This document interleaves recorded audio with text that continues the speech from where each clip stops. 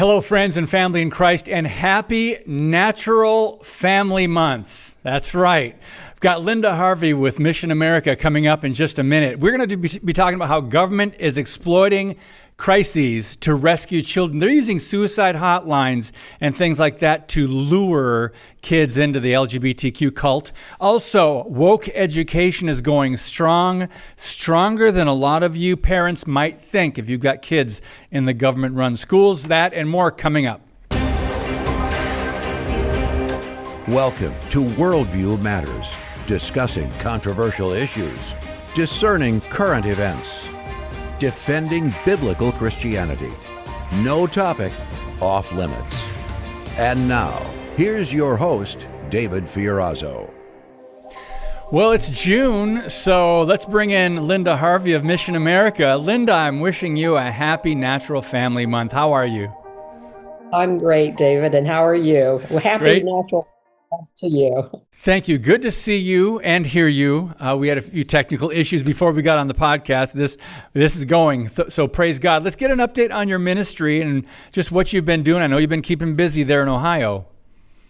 Yes, we're very busy. We continue to follow what's going on in the schools nationwide and in our state of Ohio. And I just testified on a bill down at the Ohio State House, so I jump in and do that every now and then, a bill to ban DEI in the K through 12 schools in Ohio. So we'll see how that goes. We hope and pray that that passes. But we are continuing our radio outreach nationally on the American Family Radio Network, as well as here in Ohio on the Salem Network, and our website at missionamerica.com, our e-newsletter, and so on. So that's what we're doing. Wait a minute, Linda. I need you to clarify something. President Trump signed an executive order. I thought DEI was eradicated across the country. Yeah. Well, we wish. What has to happen is that local schools and states need to follow up on this. What he did was send out a letter to all schools in the country and asking them that were funded at all through the Department of Education, and that's pretty much all of them, and asked, do you pledge to do no discrimination based on the 1964 Civil Rights Act through DEI programs? And most, I'm just talking for Ohio, most of the schools signed it, but a few of them did not. They just dug in their heels and said, oh no, we're not signing this. So apparently they're hoping and praying they can continue to discriminate based on skin color. I mean, that's what's going on. And also to promote the LGBTQ agenda, which is almost always part, oddly enough, of DEI programs, because it's nothing like race, as we know. So that's what's going on. So this is a battle state by state, school district to school district. So parents cannot assume that this is being taken out of the schools. I just want you to clarify that. I know the answer. Go ahead. Yes, you can't assume it. You can assume that they're on the defense and that in some cases they will eliminate positions, like if they've hired an equity director or something, that those will be eliminated, or maybe they'll just be renamed. So you just have to check, because no, it's not just a done deal. But in some cases, it is a done deal. So we can just praise Donald Trump for what he has tried to do, and for the Department of Education in Washington, pulling those strings back, because they do have the purse strings. That is an enormous amount of power. So we're really happy about that. So I want to direct people to your website, something that we've talked about many times before, the School Corruption and Propaganda Calendar at missionamerica.com. There's an article there, School Corruption and Propaganda Calendar. And I mean, it goes for everything starting in September. It goes Bisexual Week, LGBTQ History Month, October. GLSEN has, influence there. There's Pronouns Day, Spirit Day, Solidarity Week, Transgender Awareness Week, November, No Name Calling Week, Black History Month, Transgender Day of Visibility, and so much. Day of No Silence. It's Day of Silence, right? There's so much more. Linda, June, of course, LGBTQ Pride Month. A lot of people don't understand. We see some corporations backing off a little bit. I see a lot of conservative news outlets maybe put out, I don't want to say naive, but I guess they're overly optimistic. And the corporations like Target, right? They're never going to reverse their worldview on the warped ideology, but they have taken some of it out of their stores. Speak to that issue for a moment, please. Yeah, now you're right. I was, I've done a little touting of this myself because we have to try to have some good news. Yes. And it is good that there is some backing off going on. However, like for instance, Anheuser-Busch, because they got so burned, the Bud Light issue, they have backed off of many of their sponsorships of Pride parades in the country. Like here in Columbus, Columbus, Ohio, has a huge Pride parade, and Anheuser-Busch was a big supporter. Well, guess what? The all Democrat Columbus City Council jumped in and gave them $100,000. So I think maybe I might be wrong on that. I think it's even more money than that to replace and help them to recoup that loss of money. So, we just have to keep our eyes on that too, because yes, some ground has been gained, but an awful lot has yet to be done. So there's a brief article over at the WashingtonStand.com by Tony Perkins, Family Research Council. And he says, corporations' silence on pride speaks volumes. I wasn't going to bring this up, but since we started talking about it, he said, while the destruction of the movement may not be imminent, we are seeing some encouraging signs that through continued prayer, education, and activism, we can bring about the collapse of an ideology that seeks to normalize the abnormal and to shame what is good, right, and true. And then he talked about how the Target stock, plummeted 61% over the past 5 years. Maybe they got the message at Target. Maybe Anheuser-Busch maybe got a little message, but like you said, it's not completely eradicated. Anything you want to say about that, Linda, before we move on to this article at the Wall Street Journal? Well, I think Tony does a good job of summarizing what's going on. We can take some and know that if we keep sounding the alarm, we can make more inroads, but we have to keep sounding the alarm. We can't just go out and start relaxing on our couches and thinking that everything's all done. Yeah. So we opened up the podcast today saying, hey, friends, happy Natural Family Month. And you have that over at your website. You've got Natural Family Month stands strong despite prideful critics. A lot of people have never heard of this, Linda. I think we need alternatives for June because of the indoctrination and the warped ideology that's been pushed down our throats for at least a decade or two. Talk to us about Natural Family Month and why you put that up there. Thank you for the links also, by the way. Yes.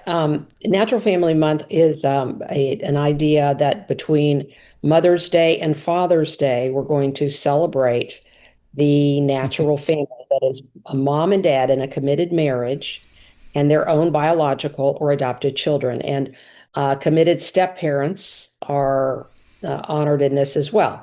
And so my friend, longtime Central Ohio colleague and pro-family warrior named Jim Harrison, this is his baby. If you want to know more about it, their website is naturalfamilystrong.com. And so he's trying to make this a national movement, and I think he will, because what happens is, you're right, people are looking for an alternative, and right away the LGBTQ folks came out and said, oh, no, this doesn't include us and our parenthood. We're single parents, and so it excludes lots of families. And, as I wrote, it doesn't exclude anybody. You exclude yourself when you've taken on some of these behaviors. We don't want to be discouraging to single parents who've had, especially if you've had that happen to you, not of your choice. Mm-hmm. And we know that God will pick people up, and if people commit themselves to living a God-honoring life as in their singlehood or praying for, a family and a committed marriage in the future, that God will bless that person and guide them and provide alternative fathers, usually for those families. However, we don't want to honor the behaviors of homosexuality or gender confusion. Nobody has to go down those roads. They're not inborn. So that's what this is all about. So, God ordained natural marriage between one man and one woman and resulting in a family, honoring the family.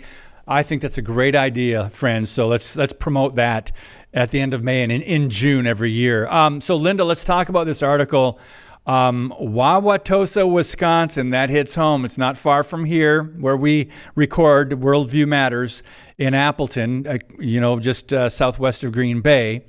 Wauwatosa is in the Milwaukee area, closer to Milwaukee. The article is called Woke Education is Going Strong Even in Middle America. And the subheading, Schools in Wauwatosa, Wisconsin embrace far left fads from gender identity to restorative justice, right? Whenever you put something in front of justice, you've got to put air quotes around justice. Before we dive into a couple of I just want to read a few quotes from the article, just your overall thoughts. And I really appreciate you sending it because a lot of parents in small town USA, including Wisconsin, that they don't think that this is in their schools or there's a problem. The wokeness, the woke indoctrination is a problem in their son or daughter's school. Right. Well, what the article was focusing on is that a lot of these woke ideologies, the sexuality, the gender, and the restorative justice have been the education establishment and in their schools of education, these folks and in the teachers' unions have been thoroughly indoctrinated to accept many of these ideas that really tear apart the foundation of education, which is academic achievement. And so what they do for on the sexuality issue, they're down to 6th grade sex education. Yes, folks. And some of it is quite graphic. And they're using what they call in Wauwatosa, and this is all over, and you will find this in many of your school districts, what they call themselves, the National Sexuality Education Standards. It's not an official anything. It's a Planned Parenthood, far left, no pro-life in there, nothing, no abstinence, genuine abstinence in there at all. And so they go on and these 6th graders have to define every kind of sexual intercourse. And that includes, well, lots of kinds. So I don't know how much you can let me say on this program. But anyway, so we know where they're going with this. The other thing they do is this thing called restorative justice, where rather than punishing misbehavior in schools by students, they reward them with little treats and incentives, thinking that they're deprived and this is the reason they're misbehaving, and it isn't working on the whole. It is just not simply not working. And one of the stats, it says back to gender ideology, at least 37% of American students learn about gender ideology at school. At least 37%. And it also says that Wauwatosa, Wisconsin, is one of thousands of districts to have adopted these types of policies. I'm going to read a paragraph and then we'll get your brief response, then we'll take a break and come back. In 2022, the Wauwatosa School Board approved a new sex education curriculum. Among other things, it expects 6th graders to define different types of sexual intercourse. Kindergartners learn about genitalia with the help of cartoon drawings, and 3rd graders are informed that no matter their body parts, they may feel like another gender. Notably, the newly adopted units are based on what Linda just said, the National Sex Education Standards, right? Which encourage teaching 3rd graders about puberty blockers, 6th graders about abortion, and students as young as kindergarten about gender identity. Before we take a brief pause, Linda, just your thoughts. This is ridiculous. This is such a betrayal of our children, yes. And then continues to be mental health issues, higher rates of pregnancy, teen pregnancy, and of course the abortions that go with that. And the increase in kids who identify as LGBTQ or something else has increased from just a few percentage points 20 years ago to around 25% of high schoolers right now. That's all promotion. Nobody's born that way. We need to pull this back, and those kids are all at much higher risk of sexuality issues all across the board, STDs, of mental health issues. They're at much higher risk of suicidality. We need to stop this. Yes, and that's why we bring on people like you, and we try to raise awareness and get people to share the podcast, because there are, and I'm sorry, even in our churches, Linda, there are far too many naive parents, maybe overly optimistic, thinking this isn't an issue where their kids attend. But we've got to take a brief pause. We'll be right back with Linda Harvey on Worldview Matters. Today's show is brought to you by Harbinger's Daily, world news biblically understood. Stay informed at harbingersdaily.com.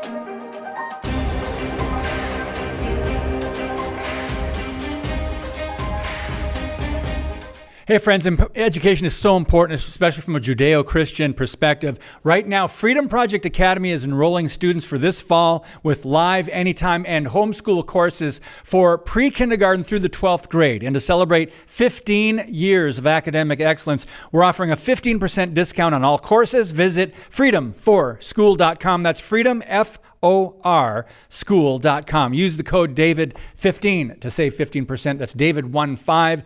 Save 15% on all courses at Freedom Project Academy. Linda Harvey, missionamerica.com. The next article, this blew my mind. It didn't really shock me, but I was disappointed that they will use any quote unquote crisis, and they're redefining what a crisis is. They meaning the government and the schools, to get to kids. They recruit kids. They're expanding this definition of crisis, Linda, and the government programs are using families. They're trying to split families apart. They're imposing leftist, progressive agendas on way too many children, as you write. They're more suicide hotlines, but they don't really help in the way that we would think they should help young, confused, or suicidal kids. Please explain this. We'll dive into it. Okay, so many of you, your listeners, will already have heard of the relatively new in the last couple of years National Suicide Hotline 988. Okay, it's out there for anyone, adults or adolescents, who have issues with suicidality. They're considering harming themselves. And in what I'm saying, I don't want to be insensitive to those families who have had that in their backgrounds, or who fear that, and all of that. However, look what they're doing with the suicide hotlines. This was under Joe Biden, and what they did was they subcontracted part of the 988 service out to the Trevor Project. If any of you have been studying the LGBTQ movement promoted to our kids, and there's a lot about Trevor on our website. This is a highly corrupt, pro-homosexual, pro-transgender child corruption group. They started out and they pose as a suicide hotline, but what they do is they say they're restricted to 13-year-olds and up, but there's no meaningful age verification. And what they do is they always affirm a same-sex attracted or gender confused child in those ideologies, in those behaviors, when the child dials 988. And here's what happens. 988, you can dial that, and apparently you get a phone tree that you can just stay on the line, or you can choose one of three specialized options: military, Spanish, or LGBTQ youth. So they're indoctrinating kids, and if they go to Trevor, if they're put in the line for the Trevor subcontract of the 988 service, they will be affirmed, and of course always affirmed in what they're thinking is along those lines. And then there is this Trevor service, quote unquote, called Trevor Space. It's chat rooms with names like Gay Men's Club. I'll just use my cheat sheet here. Witchcraft Club, Furries Club, Chosen Family Club, Moms Are Overrated, and so on. And there is no vetting of who's in these groups. So there can be adults in here. This is a sex predator's dream because you can. Our friend Brenda Lebsack, who's an activist in California, done a lot on this. She dug out the fact that you can, when she posed as a child, as an adolescent, that you can give out your phone number with no problem in these chat rooms to the people that you meet in these chat rooms. So the government, U.S. government, is subcontracting with Trevor. Many local schools use Trevor as a resource listed on their website for suicide prevention. So a parent who's concerned about this can go to their school's website and see if it's on there, or is this the NEA? Well, it's both. Trevor has been around for 15, 20 years. Yeah. So schools have been convinced that Trevor is a safe space, and especially for the always victimhood playing LGBTQ movement. And so this is how they've patted the LGBTQ activists on the head and said, sure, we'll list Trevor Project on our school website. But when they get there, this is what they get. And so the other thing, if we have time, yes, just remember the guy who stole the luggage 3 times, the Biden administration official who was in the nuclear waste program, Sam Benton. Okay, he was with the Trevor Project. He was their chief lobbyist in Washington before he went into all these other things. And he wrote an awful lot of the policy on affirming, quote unquote, children in gender ideology, even without your parents' permission. That's the kind of, and if you remember this guy, he was very much into sadomasochism, posing as, and all the kinds of leather and chains and things that they do in that lifestyle. So that's the kind of leadership you've got here, and they've fooled a lot of people. So the good news is that apparently the Trump administration is looking at taking Trevor out of the picture, or taking the LGBTQ youth option out of the 988 suicide hotline. So back to local. Then the local schools, like in Ohio, we are now promoting this through our Republican governor, and it's now mandated that the 988 number be listed on all high school and college student IDs. Wow. And this, while they're still doing this propaganda and indoctrination of these vulnerable kids that are same-sex attracted, or been persuaded that they're the opposite sex, who go to these websites. I mean, the whole thing is such a scam, and it's manipulating vulnerable kids and exploiting them. We need to get Trevor off the books completely. Luckily, they have lost some level of funding. I don't know how serious it is. I hope they lose a lot of funding.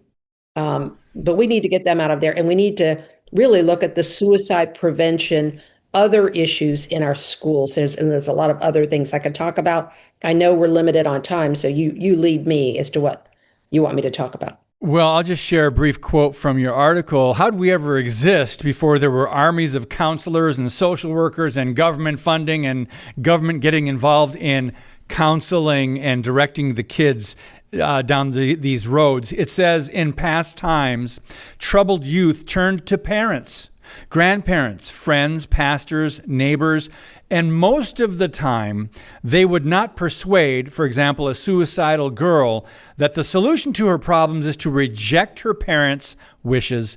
None would urge her to seek therapeutic sessions and medication to, quote unquote, become the opposite gender. But Linda, you say that's exactly what they're doing now, and they're using this Trevor Project to do it, right? And the National Suicide Hotline, which is under, I believe, the HHS department. Okay. So hopefully Robert Kennedy will take a hold of this and evaluate it for what it is. So state by state, we've got 3 minutes left. What can people do? I know you're working at this in Ohio. I need to check with Wisconsin Family Council and Wisconsin Family Action Wisconsin to see if I haven't read anything about this yet. Go ahead.